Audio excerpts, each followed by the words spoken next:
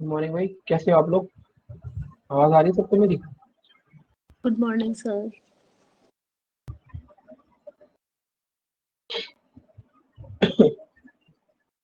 Sir आवाज नहीं आ रही? आ रही है आपकी? Good morning. ठीक है। Good morning sir.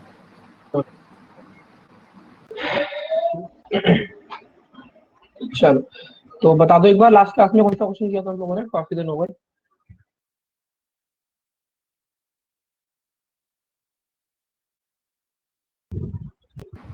14 तक किया था, 15 आपने को पता, ट्राई करना। चलिए,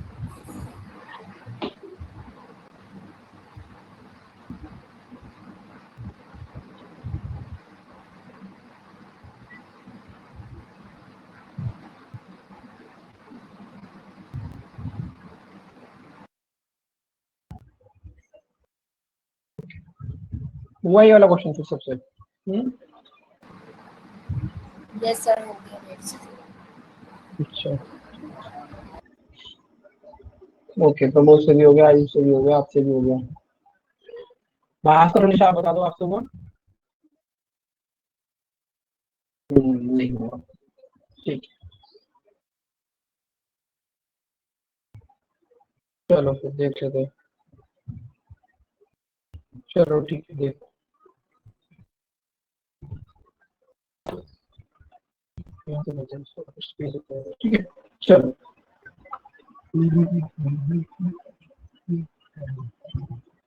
Eight persons, namely P, Q, R, S, W, X, Y, and Z, are sitting around a square table facing towards the center. ठीक है, तो कितने लोग हैं? 4 लोग हैं। ठीक है, 4 of the persons are sitting in 4 corners while 4 of the persons are sitting in the middle of the sides. यानी कि 4 लोग।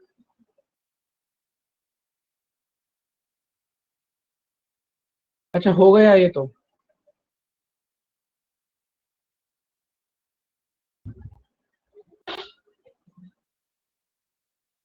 अच्छा ठीक है, तो भास्कर आप ट्राई कर लेना, ठीक है, क्योंकि सब लोगों से हो चुका है यहाँ पर, है ना?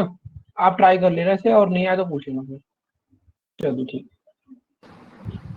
सर इसके बस जो आंसर्स है ना, उनका ऑप्शंस डिस्कस कर लो, सबके मैच हो जाएंगे तो कंफर्म हो जाएगा। हाँ ठीक था तो मेरा। आप भी लोग बताओ कोई, क्योंकि मुझे तो याद नहीं है ऐसे, तो मेरे को बनाना पड़ेगा पूरा। इसका आंसर बता दो, आप ही बताओ, फिर सबको चेक कर लेंगे। फर्स्ट का है नो वन। नो वन होगा, इसका याद है मुझे, क्योंकि 9 ईयर्स का तो यहाँ पर कुछ है ही नहीं, क्योंकि डाटा ही नहीं दिया हुआ पूरा 9 ईयर्स हाँ, के अंदर।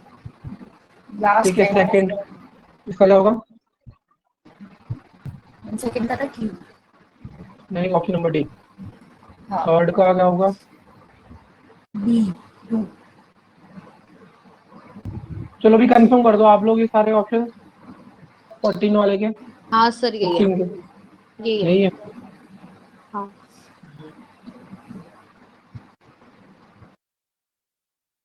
यही आयुष आपके भी?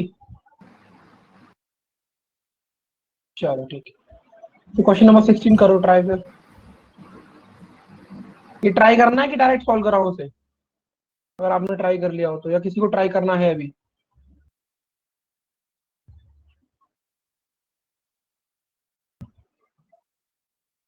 ट्राई करना है आयुष की कर चुके? सर इसको थोड़ा डाल। ठीक है, ट्राई कर रहे हो तो एक बार, चलो ट्राई करो, फिर उसके बाद डिस्कस करेंगे।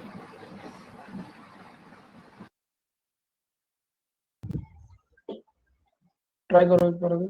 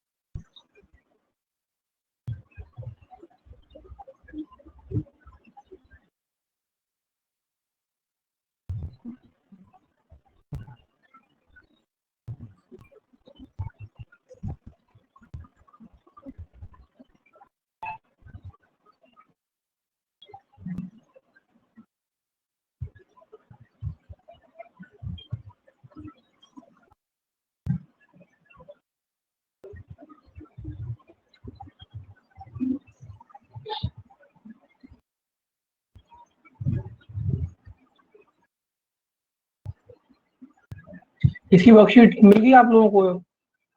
इसकी वर्कशीट क्या बोलते हैं? सर 11 क्वेश्चन वाली मिली है।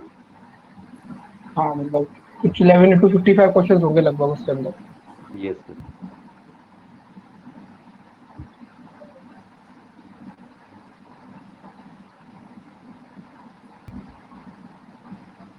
वो तो सारे इजी हैं, मतलब वो तो हो गए, बस क्वेश्चन नंबर 2 में थोड़ा सा डाउट है।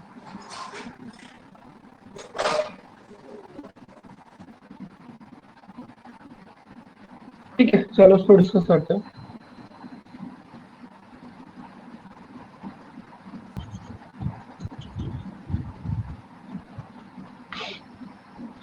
Eight members A, B, C, D, E, F, G, and H are sitting in a row facing north, but not necessarily in the same order. No two successive members are sitting together according to alphabetical order. तो इस line का मतलब आगे लिखा हुआ है कि for example A does not sit with B, similarly B does not sit with C, and so on. Okay, they also have hobby like playing games, watching TV, singing, dancing, online surfing, chatting, acting, and talking, but not necessarily in the same order. Okay. अब यहाँ क्या लिखा है either A और H sits at the extreme end of the row. तो इस line का मतलब ये है या तो A एंड में बैठेगा या तो H बैठेगा।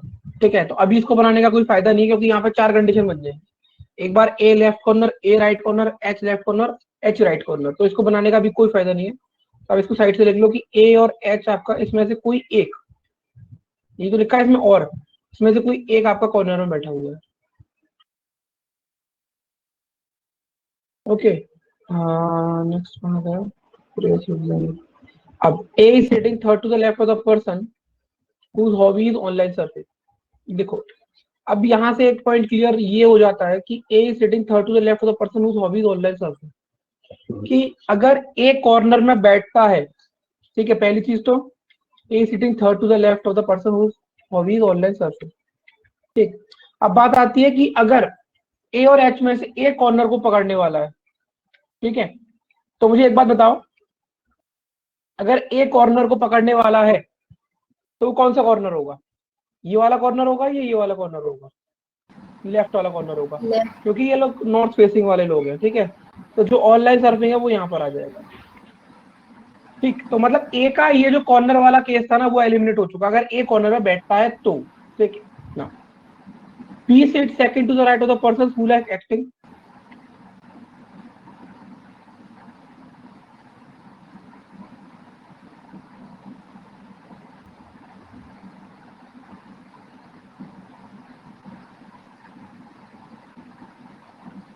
C sits second to the right of F.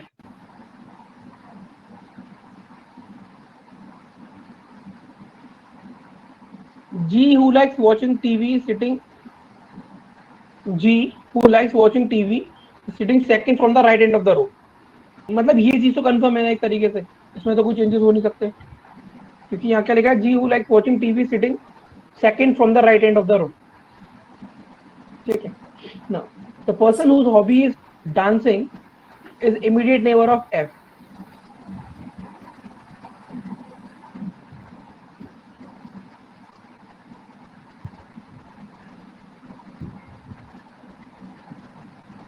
The person whose hobby is dancing is immediate neighbour of F who likes playing games, यानी कि एफ को क्या पसंद है, गेम्स पसंद है। ठीक है ना, the person whose hobby is acting is not sitting adjacent to the person whose hobby is online surfing, यानी कि जो एक्टिंग वाला बंदा है नहीं है, यानी कि नेबर्स नहीं है। ठीक है, the person whose hobby is acting is not sitting adjacent to the person whose hobby is online surfing. Next, C's hobby is neither acting nor online surfing, यानी कि C को ना तो एक्टिंग करना पसंद है ना तो ऑनलाइन खेलना पसंद है, ये चीज भी क्रॉस है। D and E do not sit at the extreme end of the row, यानी कि कुल मिलाकर ये बात है कि डी और ई कॉर्नर में नहीं बैठे।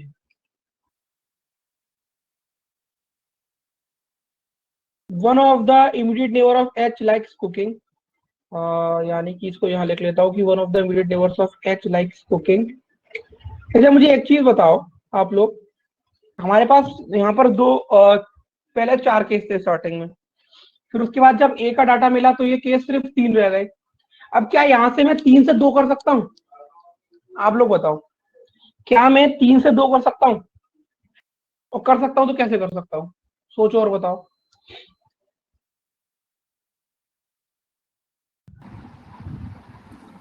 सर बी और E को प्लेस कर सकते हैं, सॉरी, बी और E को प्लेस कर सकते हैं।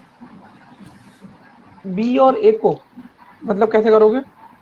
डी और E को, डी और ई आपके कॉर्नर में नहीं बैठे हैं। अच्छा कैसे करोगे?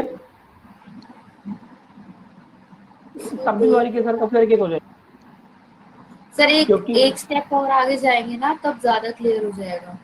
सुनो मैं क्या बोल रहा था, मैं ये बोलना चाह रहा था कि आपको पता है ना कि जी की ये वाली पोजीशन फिक्स है, मैंने ये बोला था आपको। हाँ तो एक बात बताओ, अगर जी देखो आपको पता है ना कि ए और एक्स में से कोई एक जना कॉर्नर में बैठा है, तो ए को अगर कॉर्नर में बैठना है तो एक ही ये वाली पोजीशन होगी। ठीक है, लेकिन अगर एच को कॉर्नर में बैठना है ना तो एच के लिए लेफ्ट और राइट कॉर्नर में से राइट कॉर्नर खत्म हो जाएगा, एच सिर्फ इसी कॉर्नर में आ सकता है। इस कंडीशन की बात कर रहा हूँ कि ए और एच में से एक जना कॉर्नर में आने वाला है, तो अगर ए कॉर्नर में आने वाला है तो उसके लिए सिर्फ ये कंडीशन है, कोई और कंडीशन नहीं है। और एच अगर कॉर्नर में बैठ रहा है तो उसके लिए सिर्फ ये कंडीशन है, कोई और कंडीशन नहीं है। देखो और बताओ कैसे, बताने के बाद क्योंकि तो बताओ। एच का इमीडिएट नेबर कुकिंग उसकी हॉबी है, तो अगर वो सर लास्ट में जी और बैठेगा एफ तो साथ टीवी साथ वाला नहीं बैठ सकते, वो अल्फाबेट टीवी सेम हो वॉचिंग। जाएगा ना। हाँ ये वाला पॉइंट भी आपने सही बताया कि एच और कुकिंग साथ ऐड है तो ऑब्वियसली बगल वाला खाली चाहिए। और दूसरा पॉइंट ये भी था कि यहाँ लिखा था कि no two successive members are sitting together according to alphabetical order, तो जी और एच यानी कि एच आपका यहाँ पे भी नहीं आता ना तो यहाँ पे, तो ऑब्वियसली बात है कि हमें कॉर्नर देखना था। तो अगर कॉर्नर के हिसाब से जाऊंगा तो जो मेरे 4 केस लग रहे थे स्टार्टिंग में वो सिर्फ अभी 2 केस में रह गई। समझ आया ये पॉइंट? चलो आगे चलते हैं। C's hobby is neither acting nor online surfing. D and E do not sit at the extreme end of the row. One of the immediate neighbor of H likes cooking, and the one whose hobby is singing sits left end of the row. तो जिसकी hobby क्या है, singing है, वो left end of the row में, यानी कि यहाँ पर।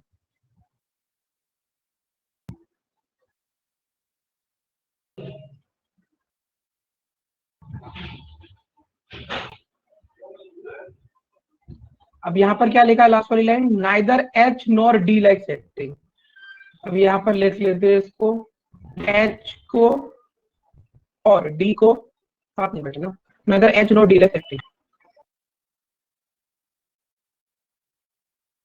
देखो पहली चीज तो आपको मैं एक बात बता दूं कि ये क्वेश्चन प्रीलिम्स लेवल का नहीं है। ठीक है, और अगर ये मेंस में भी आता है तो ये 5 मार्क वाले क्वेश्चनों में आएगा। किसमें आएगा? 5 मार्क वाले क्वेश्चनों में। समझ आया? प्रीलिम्स लेवल का नहीं है ये क्वेश्चन। चलो ना तो एच और डी को, ना इधर H not D less acting. तो यहाँ तक आपको समझ में आ गया, चीजें क्लियर हो गई। अब सुनो कैसे प्रोसीड करना है, या तो आप नीचे वाली कंडीशन के साथ प्रोसीड कर जाओ या ऊपर वाली के साथ, चेक कर लो कौन सी सही होगी कौन सी नहीं। देखो एच के साइड में कुकिंग बैठा, मैं नीचे वाली के साथ प्रोसीड करूँ, बताओ आप लोग किसके संग प्रोसीड करना है, ऊपर या नीचे? क्योंकि ऑब्वियसली बात है कि अगर जिसके संग प्रोसीड करूंगा वो गलत हो जाएगा तो सेकंड सही हो जाएगा। ठीक है, तो डिपेंड करता है कि भाई आप कितनी जल्दी गलत वाले को एलिमिनेट कर सकते हो। बताओ नीचे वाले के साथ ऊपर वाले के साथ? ऑनलाइन सर्फिंग वाला, उसमें ज्यादा पॉइंट्स हैं शायद। लेकिन अगर गलत हो गया तो एलिमिनेट करके इस पे तो आना पड़ेगा, दोनों चीजें। ठीक है, देखो यहाँ पर इसको देखते हैं, एच के बगल में कुकिंग है तो सर कुकिंग यहाँ पर आ गया, ऊपर वाला ही ठीक है। देख लेते हैं। ठीक है, एच के बगल में कुकिंग तो यहाँ तक हो गया। अब देखो यहाँ पर मैं किस चीज को पुट कर सकता हूँ, देखो ऑनलाइन के थर्ड लेफ्ट में ए है। ठीक है, तो अब देखो मैं ऑनलाइन को ऑब्वियसली बात है अगर यहाँ पे पुट करता हूँ तो फर्स्ट सेकंड ए यहाँ आ जाएगा। मैं ऑनलाइन को यहाँ पुट नहीं कर सकता, ऑनलाइन को यहाँ पुट करता तो फर्स्ट सेकंड थर्ड ए यहाँ आ जाएगा। ठीक है, फिर मैं यहाँ पर बेसिकली ऑनलाइन के तीन सारे, यहाँ पर काफी सारे केस बन रहे हैं ऑनलाइन वाले के। ठीक है, तो इसके अभी केसेस ज्यादा बन रहे हैं। एक्टिंग के सेकंड राइट में बी है, ओके, एफ के सेकंड राइट में सी है, ओके, डी और ई कॉर्नर में नहीं है, डांसिंग और एफ आपका साथ में है और एफ को गेम्स पसंद है। ठीक है, देखो इस चीज को मैं सोच रहा हूँ पुट करके देखते हैं, क्योंकि डांसिंग और एफ गेम्स ये हो गया, एक तो एडजस्टेंट बैठे हैं। ठीक है, और उसके बाद एफ के सेकंड राइट में सी है, इसको देखते हैं पुट करके। तो डांसिंग यहाँ आ नहीं सकता और एफ गेम्स यहाँ आ नहीं सकता। ठीक है, ठीक है, एफ आपका यहाँ पर आएगा नहीं कहीं पे, सुनते चलना बात को। देखो मैं एलिमिनेट कर रहा हूँ चीजों को, मैं इस वाली कंडीशन को एलिमिनेट कर रहा हूँ, इसको और इसको, सिर्फ चीजों को अभी समझो। ठीक है, सही क्या होगा गलत क्या होगा वो इस बात की बात है। डांसिंग एफ साथ में है, एफ के सेकंड राइट में सी है। ठीक है, अब देख रहे हैं कैसे करेंगे। यहाँ पर मैं किसी को भी नहीं पुट कर सकता इस पोजीशन पे। ठीक, यहाँ पर मैं जी को ला नहीं सकता, यहाँ पर मैं एफ को रख नहीं सकता, ना डांसिंग को रख सकता। अब बात आती है ये चार पोजीशन में बच रही हैं, तो देखो कैसे चलेगा। डांसिंग, या फिर मैं अगर यहाँ पर डांसिंग को रखता हूं, एफ यहाँ पर, सी यहाँ पर, एफ को यहाँ रखता हूं तो डांसिंग यहाँ पर, सी यहाँ पर, डांसिंग एफ। इसके केसेस ज्यादा बन रहे हैं, सी एक्टिंग ऑनलाइन पसंद नहीं है, डी कॉर्नर में नहीं है। चलो इसी के साथ प्रोसीड करते हैं, क्योंकि हमारे पास दो केसेस हैं इसमें ज्यादा से ज्यादा। ऑनलाइन के सेकंड राइट में ए है, तो पहले अगर मैं इसको लेकर चलता हूँ कि ऑनलाइन अगर यहाँ आता है तो फर्स्ट सेकंड ए आपका यहाँ आ जाएगा। ठीक है, ये इतना हो गया। अभी इसकी दूसरी कंडीशन क्या बन रही थी, ऑनलाइन यहाँ पर आता है तो एक दो ए यहाँ आ जाएगा, इसके संग प्रोसीड करना पड़ेगा, कंडीशन इसमें ज्यादा बन रही है। ठीक है, अब देखो डांसिंग और एफ साथ में है, तो डांसिंग और एफ को आप कैसे पुट करोगे? देखो अब आपका सी यहाँ पर आ नहीं पाएगा इस पोजीशन पर, तो एफ यहाँ नहीं आएगा आपका, एफ के बाद में सी, तो इसके साथ कैसे जाओगे? डांसिंग और एफ, चलो एफ को यहाँ रखोगे नहीं क्योंकि इधर सेकंड सी नहीं आ सकता। ठीक है, इसका मतलब आप इधर रखते हो, अगर इस पोजीशन पे लेते हो तो डांसिंग यहाँ आएगा, एफ यहाँ आएगा, फिर सी आपका इधर आ जाएगा। ठीक है, ये कंडीशन हो सकती है। क्या और कोई कंडीशन हो सकती है डांसिंग और एफ के सेकंड राइट में सी की? तो डांसिंग को यहाँ पुट नहीं कर सकते। ठीक है, ओके, ये आप अब यहाँ पर इसको भी पुट कर सकते हो। देखो यहाँ पर ए के इधर बी के साथ कोई रिलेशनशिप है नहीं है, तो डांसिंग एफ इधर आएगा नहीं, एफ इधर आ नहीं सकता, डांसिंग इधर रखोगे तो एफ सी होगा नहीं, इधर आप एफ को रखोगे तो यहाँ पर सिर्फ एक ही कंडीशन मुझे दिख रही है कि एफ अगर यहाँ पर प्लेस होता है और तो सी यहाँ आ जाएगा, इसको गेम्स पसंद है, तो डांसिंग आपका यहाँ आ जाएगा। समझ आया इतना पॉइंट? ठीक है, अब बात आती है, ठीक है, अब बात ये आती है कि एक्टिंग के सेकंड राइट में बी है। ठीक है, तो एक्टिंग आप यहाँ रखोगे तो बी यहाँ नहीं आ सकता, एक्टिंग को यहाँ रखोगे, सिर्फ ये कंडीशन बची है कि एक्टिंग को आपने यहाँ रखा तो बी आपका यहाँ आ गया। ठीक है, उसके बाद आप देखोगे कि डी और ई, तो उसके हिसाब से तो ई यहाँ आ नहीं सकता, ई को यहाँ आना चाहिए, डी को यहाँ आना चाहिए। क्या देखो ये चीजें सही हैं? देखो सी सी को को एक्टिंग पसंद नहीं है। एक्टिंग पसंद नहीं है, तो ऑब्वियसली बात है कि एक्टिंग के सेकंड में बी था ना, उसकी सिर्फ एक कंडीशन थी। तो मतलब क्या हुआ, मैंने स्टार्ट कहां से किया था कि ए के ऑनलाइन के सेकंड में ए है, तो यहाँ से मेरी गलती हुई है इस क्वेश्चन के अंदर, तो यहाँ से मैं हटाऊंगा इसे और फिर आगे प्रोसीड करूंगा। तो वो चेक करने का तरीका है। नीचे वाला केस अगर आप जाते हो तो उसमें ज्यादा कंडीशंस है, ठीक है। अब आगे प्रोसीड करते हैं। मैंने ऑनलाइन को यहाँ लिया था, तब फर्स्ट सेकंड ए यहाँ आया था, ऑनलाइन को यहाँ ले नहीं सकता। अब मैं ऑनलाइन को अगर यहाँ पे लेता हूँ तो फर्स्ट सेकंड ए यहाँ आएगा, ठीक है। इसको भी हटाता हूँ, ई नहीं था यहाँ पर, ठीक है। अब देखो यहाँ पर, अब डांसिंग और एफ, तो डांसिंग को यहाँ पुट करते हो तो एफ यहाँ पर, तो सी यहाँ आ जाएगा, बट सी को एक्टिंग ऑनलाइन पसंद नहीं है, बात खत्म। फिर क्योंकि ऑब्वियसली बात है मैं एफ को यहाँ पुट कर नहीं सकता, तो मैंने यहाँ समझने की कोशिश करना, मैं बेसिकली डांसिंग और मेरा जो एफ गेम्स है वो साथ है। एफ को यहाँ पुट नहीं कर सकता, तो डांसिंग को यहाँ पे पुट किया, एफ गेम सी यहाँ पे, सी को ऑनलाइन पसंद नहीं है, तो ये हट गया।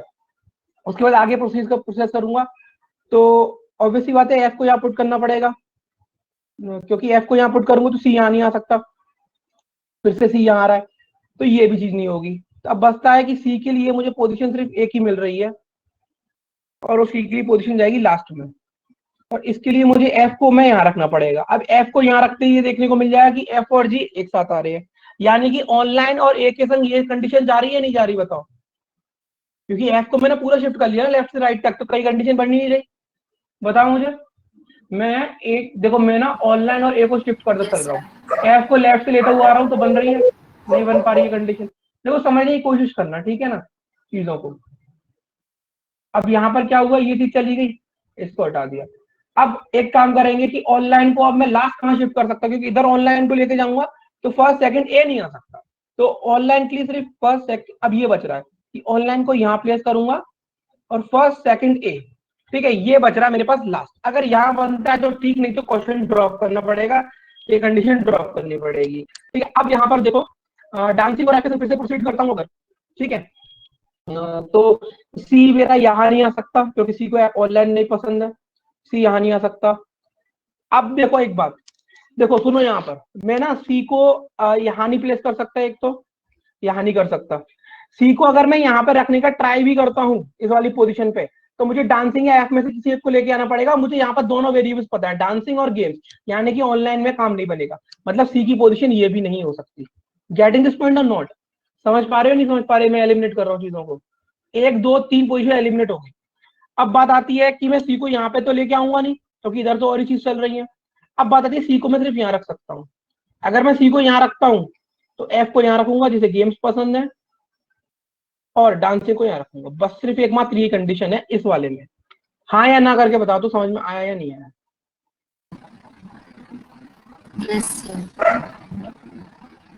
ठीक है। हाँ, अब बात आती है कि एक्टिंग के सेकंड राइट में बी है ना, तो यही बन रहा है, सी को फिर से एक्टिंग करानी पड़ेगी, मतलब नीचे वाला तो गया काम से, समझ आया? देखो टाइम लगा, लेकिन मैं चीज आपको बताने की कोशिश कर रहा हूँ कि हो जो नहीं सकती ना, अगर वो आपके हाथ में पल्ले पड़ गई फिर क्या करोगे, ठीक है। अभी हमें सोच के नहीं बैठना कि क्या एलिमिनेट हो रहा है, अभी हमें वो चीज देखनी है तो हो भी नहीं रही, क्योंकि वहां से आप केस को एलिमिनेट करना सीखोगे, और मेंस के क्वेश्चन में एलिमिनेशन करना बहुत इंपॉर्टेंट होता है पॉइंट्स का, समझ रहे हो?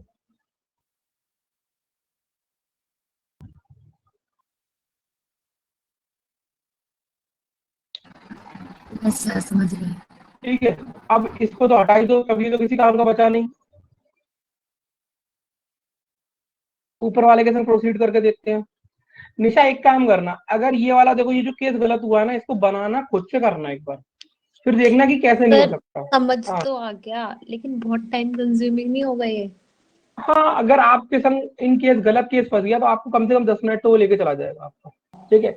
अब मेंस के फिर क्वेश्चन लास्ट की में मैं फिर बना नहीं, फिर तो पता नहीं क्या आधा दिमाग तो वहीं चला गया। मेंस के क्वेश्चन की कोई गारंटी नहीं है कि वो आपका हाल हो भी उसमें सकता है, एक नहीं भी चीज हो सकता। और हो जाती है, जब तुम क्या? गलत चीज के साथ प्रोसीड कर रहे हो, तुम्हारा पूरा क्वेश्चन में मतलब हर जगह अटकेगा वो।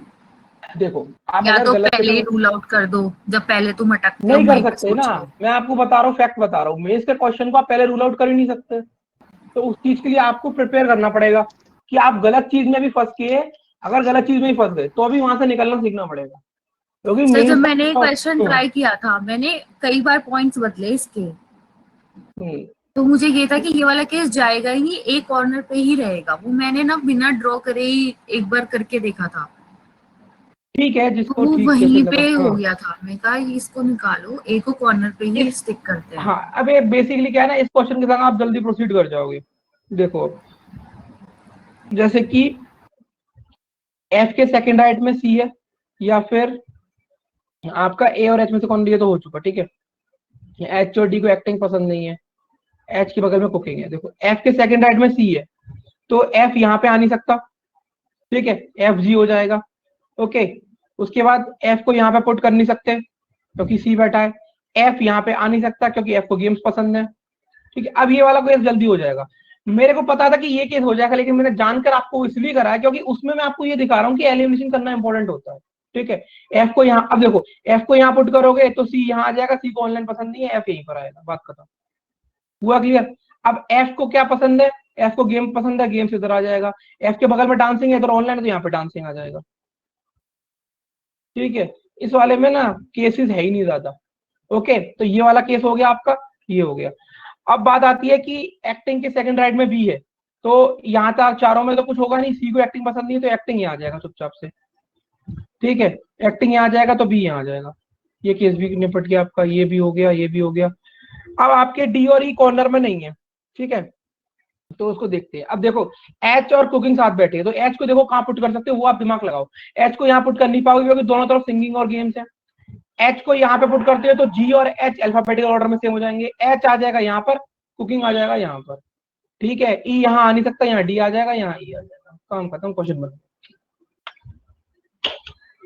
अब ये क्वेश्चन होने को 2 मिनट में हो गया अभी, लेकिन मैं सिर्फ ये बता रहा था कि भाई किसी की किस्मत अगर खराब हुई, जो कि हो सकती है, इसमें कोई बड़ी बात नहीं, तो वो गलत केस के संग फंस गया तो कैसे उसके संग निपटेगा, समझ आया। डील करना आना चाहिए, डील करना नहीं सर आएगा तो इसमें फिर सिर्फ आप, एक ही चीज है कि हमें अपनी रूल आउट करने की स्पीड बढ़ानी पड़ेगी, बिल्कुल चीजों को बिल्कुल बड़ा, जल्दी एक्सेस करना पड़ेगा, तभी हम क्वेश्चन सॉल्व कर पाएंगे। नहीं तो ना उसी पॉइंट पे घूम घूम के वापस वहीं अटकते रहते हैं। मेरा कहने का मतलब सिर्फ ये है, हार नहीं मानना, क्योंकि मैं आपको गारंटी के साथ बोल रहा हूं कि ये चीज होगी, ये चीज होगी। हो सकता है कि 60 मिनट के रीजनिंग सेक्शन में पहले 20 मिनट में इसमें एक सवाल नहीं बने, अगर वहां पे दम तोड़ दिया तो काम खत्म। लेकिन वहां उसके बाद भी अगले 40 मिनट में 20 से 22 नंबर आ जा सकते हैं, अगर अपने आप को संभाला जाए तो। आपके पास टाइम होता है काफी, लेकिन चीजें आती हैं बहुत डिफिकल्ट। आपको पता है हार्ड लेवल का पेपर आता है मेंस का, तो वहां पर अगर दम तोड़ोगे तो दिक्कत आएगी, लेकिन अगर बांध के चलोगे अपने आप को तो अगर गिरे भी ना तो भी समझ जाओगे, ठीक है। क्योंकि वहां पर मैक्सिमम स्टूडेंट गिर जाता है, तभी कट ऑफ 7 6 7 नंबर जाती है जनरल कैटेगरी की, ठीक है। सर इससे अच्छा तो सीटिंग अरेंजमेंट का क्वेश्चन जिसमें अगर ज्यादा केसेस दिख रहे हैं उसको लास्ट में अटेम्प्ट किया जाए। देखो एक बार बताऊं, आप इस माइंडसेट के साथ मेंस का पेपर दे रहे जा ही नहीं सकते। आप अगर ये सोचो कि आप पजल और सीटिंग अरेंजमेंट को छोड़ दोगे तो आप पेपर अटेम्प्ट करने लायक बचेगा ही नहीं। आईबीपीएस पीओ का, सॉरी आईपीएस क्लर्क का मेंस आया था, 45 में से 38 क्वेश्चन सीटिंग अरेंजमेंट पजल के थे। क्या करते बताओ आयुष? और मैंने आपको पहले ही बताया कि इस बार का जो आईबीपीएस क्लर्क का मेंस पेपर था उसे पीओ के मेंस लेवल का रीजनिंग सेक्शन से टफ माना गया था। 4 नंबर या 4.5 नंबर कट ऑफ हुई थी जनरल की पार्ट में से। तो उस पेपर में अगर आप 12 से 15 नंबर बनाते हो तो भी आपका स्कोर ठीक माना जाता है, ठीक है।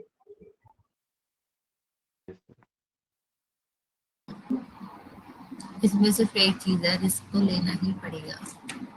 नहीं, रिस्क तो आपको ऑब्वियसली लेना पड़ेगा ना। जब एक बात बताओ, एक बार 10 आप 10 जगह से गोलियां चल रही है, नहीं 10 जगह से चल रही, 2 जगह से नहीं चल रही, तो किस्मत को लेके साथ चलोगे कि 2 जगहों को ढूंढोगे? 2 जगहों को ढूंढोगे तो गोली जरूर लग जाएगी बाकी 10 जगह से, इसे बाकी 10 या जगहों दो को जगह देखने के को बचना चक्कर में पड़ेगा। क्या पता उन 10 में से कहीं पॉसिबिलिटी होती वो भी रह जाएगी। हाँ मतलब बचना पड़ेगा ना। ढूंढने ढूंढने में ही टाइम वेस्ट हो जाएगा कि मैं ये कर सकता हूँ या ये कर सकता हूँ, देखो मैं बताऊं, क्योंकि तुम लोगों मैं को उस चीज में उसे एसेस करने में भी उतना ही टाइम लगने वाला है जितना उसे सॉल्व करने में। अभी ये सेम हो चीज पता है पाएगा ऐसे ही मैं, कैसे या नहीं। हाँ, सेम चीज मैथ्स के साथ है।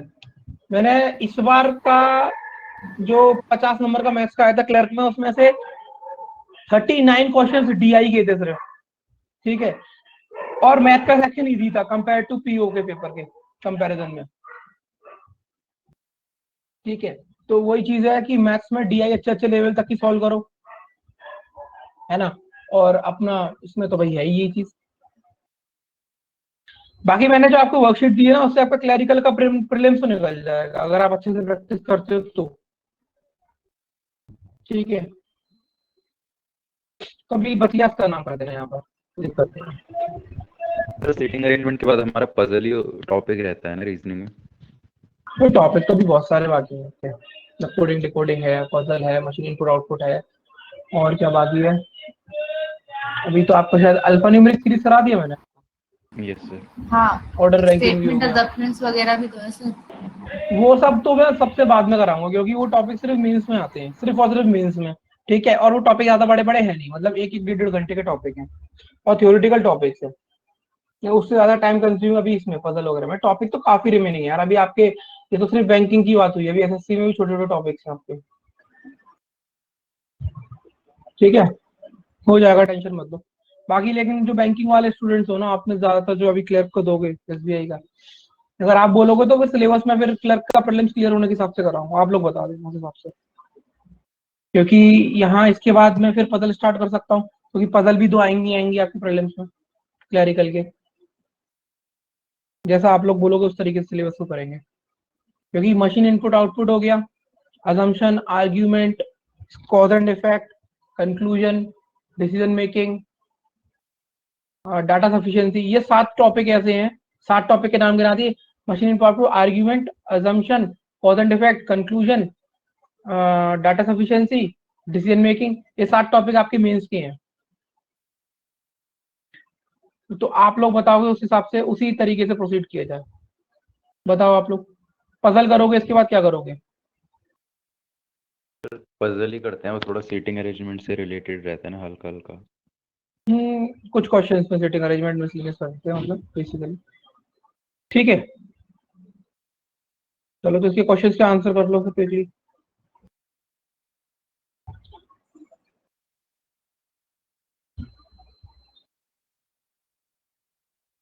ठीक है बात। सर ये क्वेश्चन ना गड़बड़ सा था, समझ नहीं आया।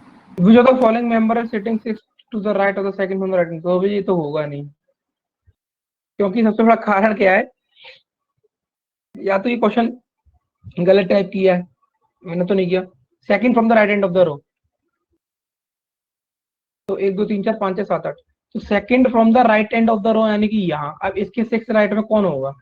अगर 6 लेफ्ट में पूछता तो first, second, third, fourth, fifth, six, ये बंदा हो जाता उसके हिसाब से। तो इसका आंसर क्या हो जाता? ए या फिर हुई, तो ये आंसर हो जाता। लेकिन ये कह रहा है राइट की तरफ, तो राइट की तरफ तो चेयर बचेगी नहीं, इसलिए ये आंसर है, ठीक है, गड़बड़ कुछ नहीं।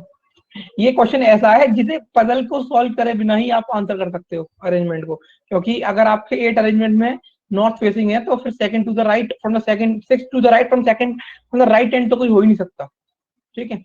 चलो इसका आंसर करो।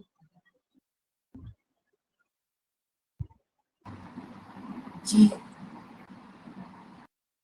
ठीक है, देखते हैं क्या लॉजिक है इसमें।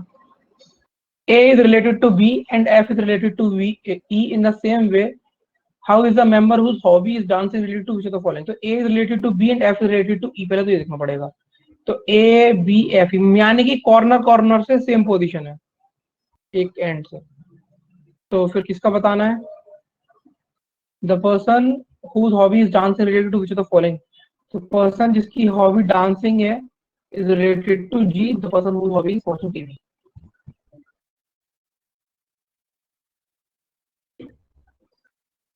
चलिए ये वाला क्वेश्चन ट्राई करो। ये क्वेश्चन पहली बार आया था जब 2 स्क्वायर फील्ड्स का, तो ये SBI PO मेंस में आया था। डिफिकल्ट इतना था, 5 मार्क्स का था, लेकिन कुछ नया इंट्रोड्यूस किया था उन्होंने, इसलिए ट्राई करो। इसे किया था ये ट्राई? नहीं हुआ था ये भी किया था ट्राई। बाकी लोग करके देख लो।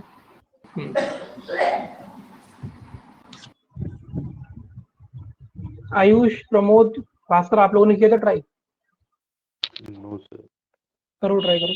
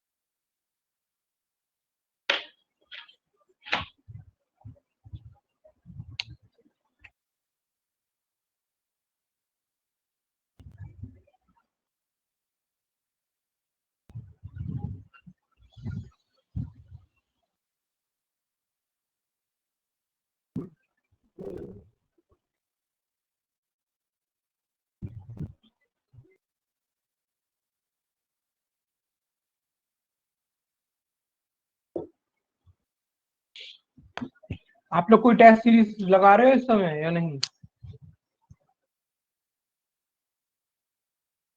कोई टेस्ट सीरीज आप यहाँ से लगा रहे हो या फिर कहीं और से भी?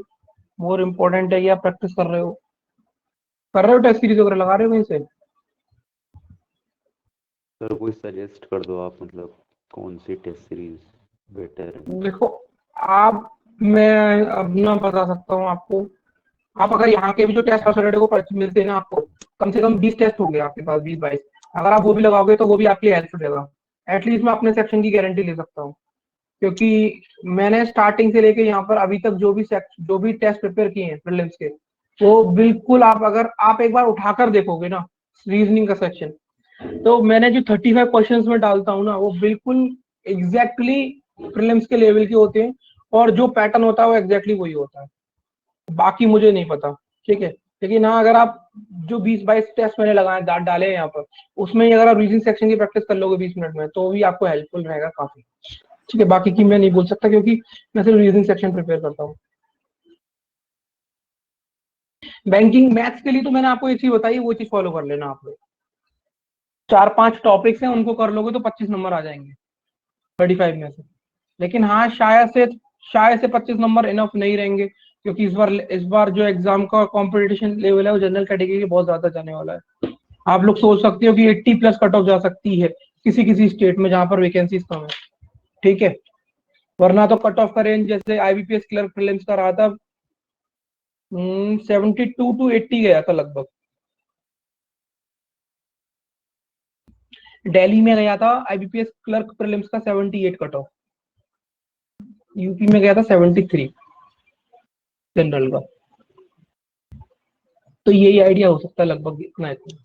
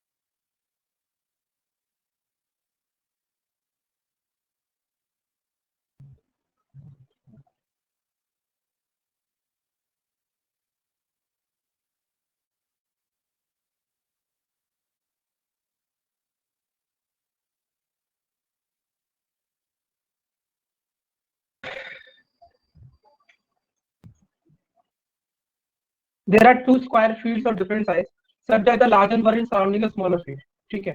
तो इसमें जो लार्जर वाला फील्ड है, स्क्वायर फील्ड है, 4 gates are there for each field in the middle. तो देखो, एक बड़ा स्क्वायर बना है, एक छोटा स्क्वायर बना हुआ है, इस तरीके से बना दो।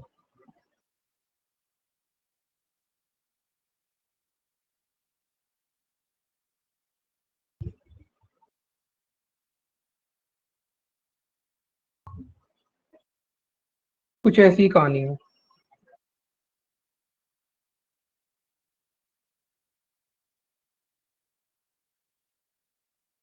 समझ आई कहानी? ठीक है। उसके बाद कर दे रखा है 4 gates are there for and for each field in the middle of the sides, ठीक है, 8 people A B C D E F and H are standing at different gate but not necessarily in the same sequence. The person who are on the sides of larger park facing center, and the person who are at the side of smaller park face outside, such that the inner side person and outer side person are facing each other. यानी कि कुछ इस तरीके से।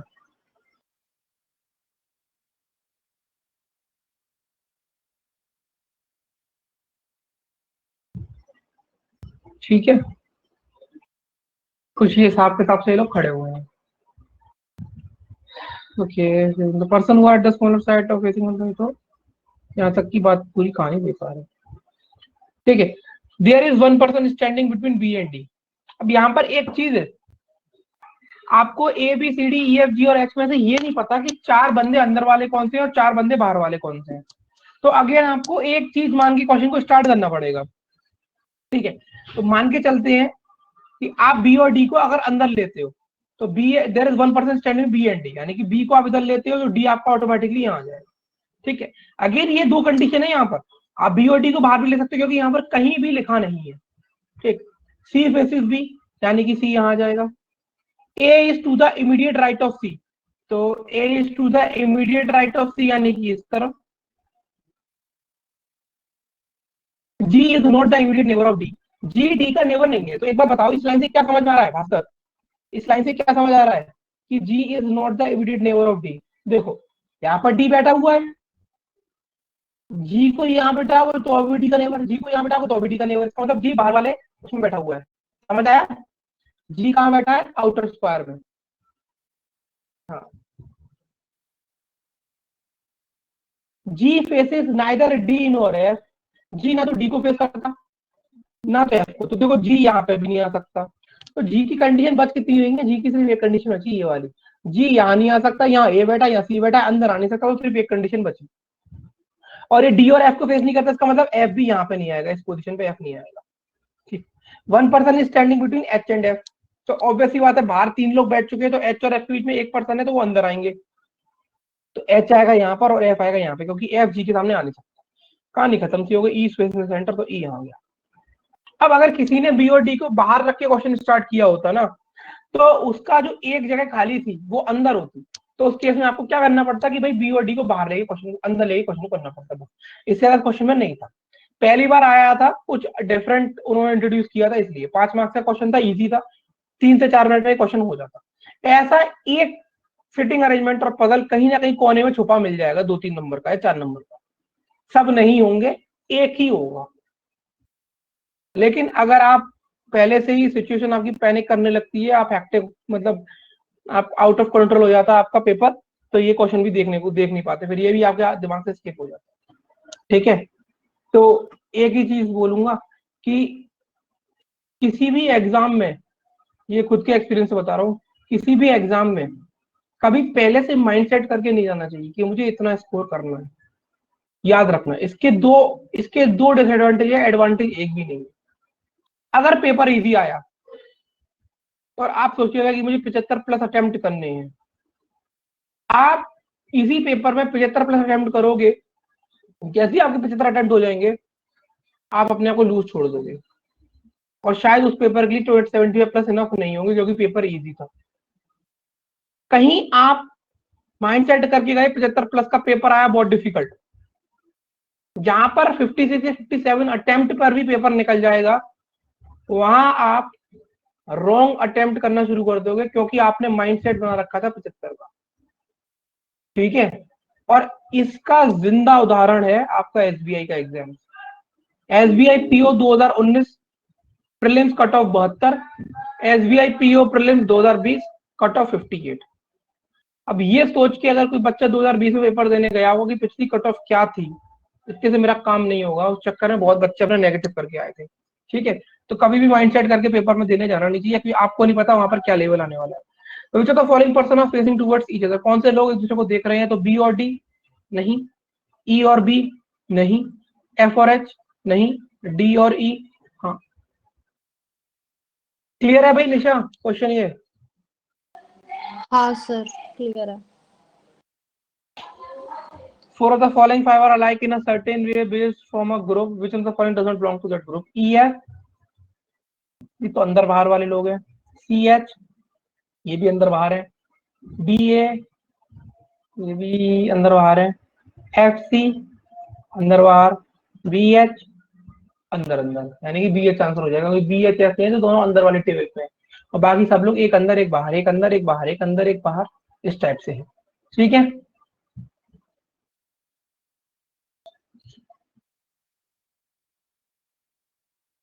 बोल लो, कुछ तो बोल लो।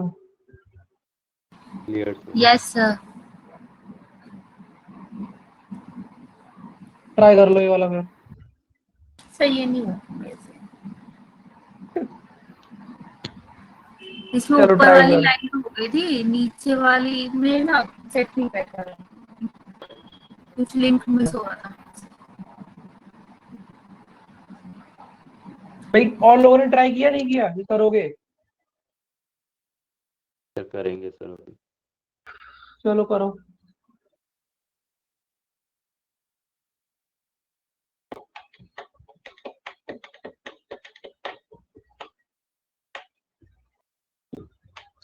प्रीलिम्स में कोई क्वेश्चन आएगा तो मैक्सिमम वो आपका 5 या 6 तक आ सकता है। जैसे कि इसमें उन्होंने 14% दे रखा है ना, तो प्रीलिम्स में जो क्वेश्चन आएगा वो आपका बेसिकली 10 या 12 तक आता है। 12 भी बहुत मुश्किल आता है। और मेंस में इतना डिस्पैरिटी क्यों है, मतलब इतना ज्यादा डिस्पैरिटी क्यों है? डिस्पैरिटी कुछ नहीं है, ऐसा कुछ भी नहीं है। पहला पेपर होता है आपका, बेसिकली वो देखते हैं कि जो बंदे डिजर्विंग हैं उनको निकाल लेते हैं। 10-15 लाख बच्चों में से 50,000 बच्चों को निकाल लेते हैं, फिर वो अपने हिसाब से पेपर कराते हैं। और ऐसा नहीं है। डिस्पैरिटी का मतलब ये थोड़ी ना, डिस्पैरिटी तो ठीक है ना, डिस्पैरिटी का वर्ड तब यूज कर सकते हो जब वो किसी दो इंडिविजुअल्स के बीच में हो रही हो, वहां सबके लिए एक जैसा हाल है ना। नहीं sir, I am talking about the level of questions. जैसे आपने बताया प्रीलिम्स में 6 तक दे देंगे, मेंस में सीधा फिर पहले 14 तक ले डिजर्विंग जाएंगे। देखते हैं, फिर कैपेबल देखते हैं। हाँ ऐसे भी बोल सकते हो, वर्ड्स का हेरा वो फेरी है और कुछ इंसान नहीं है। कितना सोच सकता है। लेकिन मैं आपको लिटरली एक बात बताऊं, मैं आपको लिटरली एक बात बताऊं, सुनना मेरी बात। मैं आपको बहुत बार बता चुका हूँ ये चीज, ठीक है। उनको ना, आपका बेसिकली देखो एक क्या बोलूँ अब मैं आपको, आप लोग सोच रहे हो कि कैपेबल की बात है, कैपेबल की बात भी नहीं है यहाँ। मेंस निकालने के लिए ना थोड़ा सा दिमाग का इस्तेमाल करना पड़ता है। अगर आप मैथ और रीजनिंग से ज्यादा अपना इंग्लिश और जीएस पर फोकस करोगे तो आप मेंस निकाल लोगे। सॉरी, समझ आया? मैंने एक नहीं बहुत बच्चों के उदाहरण देखे हैं जिनके कट ऑफ के बराबर नंबर आते रीजनिंग और मैथ में, जिससे कुछ नहीं होना होता, ठीक है। और उसके बाद भी निकाल लेते हैं। क्यों निकाल लेते हैं कि मैं बता चुका हूँ, इसलिए मैं आपको बोलता हूँ कि जीएस में फोकस किया करो। अगर बैंकिंग का एग्जाम निकालना है, अगर बैंकर बनना है तो आपको मेंस निकालना पड़ेगा, और मेंस निकालना है तो जीएस को घोल के पीना पड़ेगा। जीएस में भी करंट अफेयर्स, आपको कुछ और नहीं पढ़ना। बैंकिंग वालों को जीएस का मतलब सिर्फ करंट अफेयर होता है। 6 महीने का घोल के पी जाओ, कोई नहीं रोक सकता आपको। क्योंकि अगर आप प्रीलिम्स क्लियर करके जा रहे हो, मेरी बात को ध्यान सुनना, अगर आप प्रीलिम्स क्लियर करने जा रहे हो तो आप इतने तो कैपेबल हो कि 60 में से 12 नंबर रीजनिंग में और 50 में से 10 नंबर ये आप ला सकते हो आराम से। मतलब 110 में से 22 नंबर आप ले आओगे आराम से, ठीक है। अब बाकी बच गए 90 नंबर, 90 में से 50 नंबर ले आओ, आपका प्रीलिम्स निकल जाएगा, मेंस निकल जाएगा, सॉरी नॉट प्रीलिम्स। 50 नहीं, और अच्छा स्कोर ले आओ, 60 यहाँ पे लगभग, जिसमें से 50 की होती है आपकी करंट अफेयर और 40 की होती है इंग्लिश। यहाँ पर कोई बच्चा अगर 40 ले आया, 35 ले आया, और यहाँ पर 25, 100% में लिख के दे रहा हूँ एक कोरे पन्ने पे, मुझसे साइन करवा लेना। इतना इतना लाने के बाद भी इसमें इतना इतना ले आओ, 35 और 25। क्योंकि भाई अब किसी में इतने खराब हो तो किसी में तो अच्छा होना पड़ेगा ना। करंट अफेयर्स में अच्छे हो जाओ, इंग्लिश में तो ले ही आओगे भाई, अच्छे अच्छे बैकग्राउंड अगर आप इंग्लिश मीडियम से हो। इतना ले आओ, मैं आपको पूरे पन्ने पे कागज पे साइन करके दे सकता हूँ कि आपका बैंकिंग का एग्जाम निकल जाए।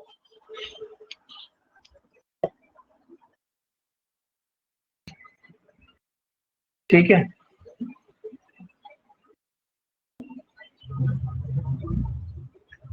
और ज्यादा बड़ी बात नहीं बोल रहा, ज्यादा बड़ी बात नहीं बोला, इस बार ही निकल जाएगा। थोड़ा सा क्या है, स्ट्रेटेजी से तैयारी करनी पड़ेगी बस। आप में से कितने लोग हैं, आप पांचों में से, कि रेगुलरली करंट पढ़ते हैं? बताओ। द न्यूज़पेपर मतलब सर मोटिवेशन पढ़ डेली लेते बेसिस पे हैं। जो होता है वो तो पढ़ते हैं पर याद नहीं डेली रहता। बेसिस पे पढ़ता है। लेकिन पढ़ते शालू तो फिर है, मतलब कंटिन्यू हम्म 1 घंटा तो देना होता है दिन में। अच्छा क्या करते हो, तो पढ़ लेते हो फिर? पढ़ लेता है, अगले दिन रिवीजन कर लेता है। हो रिवीजन सकता मतलब है कैसे करते हो? जैसे आपने पढ़ा तो फिर क्या किया आपने उसके बाद? पहले तो लिख के करते हैं फर्स्ट टाइम। मतलब लिख के, मतलब बहुत अच्छी राइटिंग में नहीं, बट हाँ स्टिल हमें समझ आ जाए। हाँ वही बहुत है बस। हाँ, तो पहले तो लिख के करेंगे, देन उसके बाद अगले दिन रिवीजन। अगर हो सकता है तो वीकली रिवीजन कर लेते हैं, फिर नहीं हो पाता तो छूट ही जाता है, ऐसा हो जाता है, ये दिक्कत है। अच्छा वीकली ठीक है। रिवीजन के लिए दिक्कत हो जाती है वहीं पे। कैसे मतलब किस पर्टिकुलर सोर्स से आप कर रहे हो प्रिपेयर, ये तो मुझे पता जानना बहुत जरूरी अभी है। फिलहाल तो एक तो ये भी देते हैं, ये लोग देते हैं, मतलब हम्म प्लूटस वाले। तो वो हम्म, कर रहे हैं। अच्छा और बाकी थोड़ा बहुत यूट्यूब दिख जाता है कभी, ऐसे ही थोड़ा बहुत आ जाता है नोटिफिकेशन। बहुत सारे सब्सक्राइब कर रखे हैं चैनल्स, तो अवेयर रहना नोटिफिकेशन बहुत वगैरह आ जरूरी जाता है। है। हाँ अवेयर रहना बहुत जरूरी तो नोटिफिकेशन वगैरह आ जाते हैं तो देख लेते हैं। तो वो रिवीजन तो उतना नहीं हो पाता, बिकॉज वो तुरंत तुरंत तो लिखते नहीं है, बस दिख जाता है कि हाँ ऐसा कुछ हुआ है थोड़ा बहुत। है। लिखना है आपको हर बाकी चीज को। लिखने वाला तो सिर्फ जो ये लोग देते हैं ना, वो हम्म लिखने वाला है, ये है। तो वो तो ऑलरेडी आपके पास लिखा हुआ है ही, उसे लिखने की जरूरत क्या है? नहीं, फिर भी जो पढ़ लो चीज सर तो एक एक बार में बार ना याद नहीं रह अगर पाता। उसको रीड कर लो और अपने आप से लिख लो तो वो थोड़ा मेमोराइज ज्यादा हो जाता है। वो चीज मैं आपकी 100% आपकी मैं एग्री करता हूँ। मैं अपनी जिंदगी में आज तक कभी बिना कॉपी पेन के पढ़ा नहीं, क्योंकि मेरे हिसाब से मैं ये बात मानता हूँ कि जो सिर्फ किताब खोल के पढ़ रहा है और कॉपी पेन नहीं चल रहा उसका, वो अपने आप को बना रहा है। मैं ये मानता नहीं, हूँ, मेरे ये वर्ड्स है। वो तो और मैं ठीक है, हाँ वही हमारे साथ है। वही हाँ हमारे बिना साथ है, कॉपी पेन बिना की कोई लिखे तो पढ़ाई कुछ नहीं होता होती नहीं है। जी। लेकिन इम्पोर्टेंट ये है कि आपको मैंने जैसे बोला था, बैंकिंग एग्जाम में ना न्यूज आपकी डीप में आएगी। आप एक बार ना एक काम करो, आप इस बार यूट्यूब पर सर्च करके देखना, analysis of SBI PO mains current affairs 2020। आपको समझ आ जाएगा कि चीजें कैसी हैं। और एसबीआई क्लर्क भी वही लेवल रखेगा।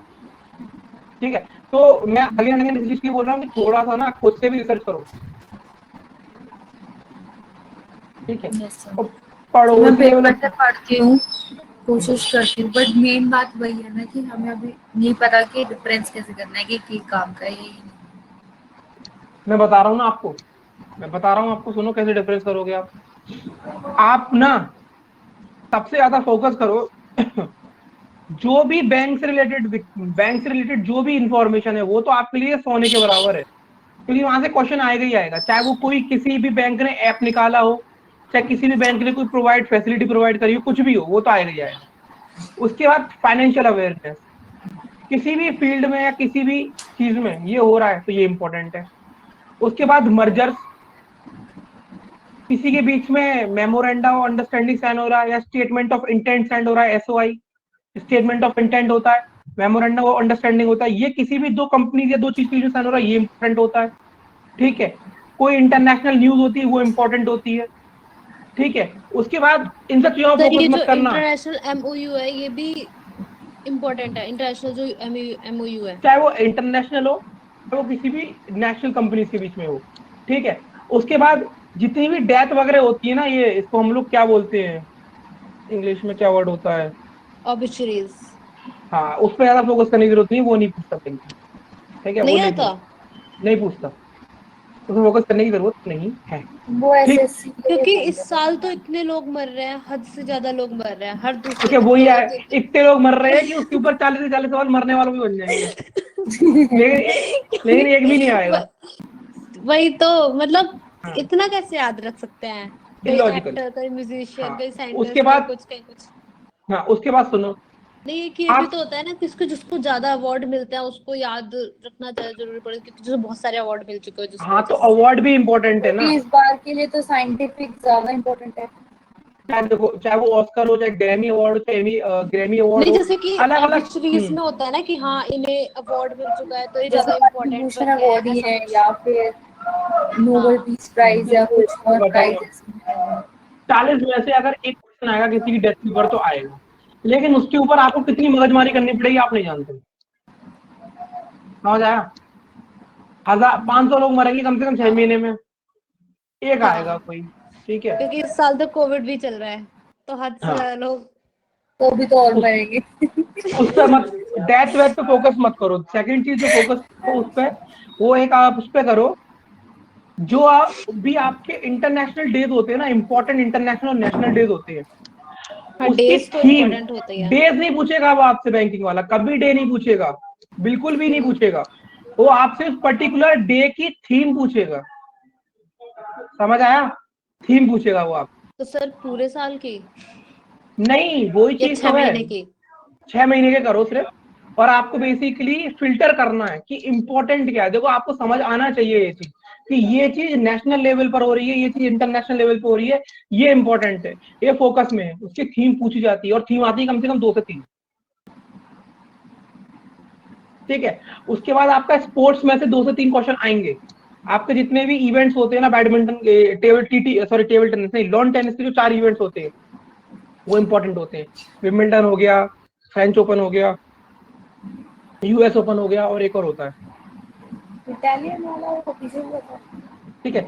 तो ये भी इंपॉर्टेंट है, तो फोकस करो न्यूज पे ज्यादा, ठीक है। क्योंकि वही बात बोल रहा हूँ, जिस चीज से उम्मीद लगा के मेंस के पेपर में जाओगे, वहां से कुछ नहीं मिलेगा।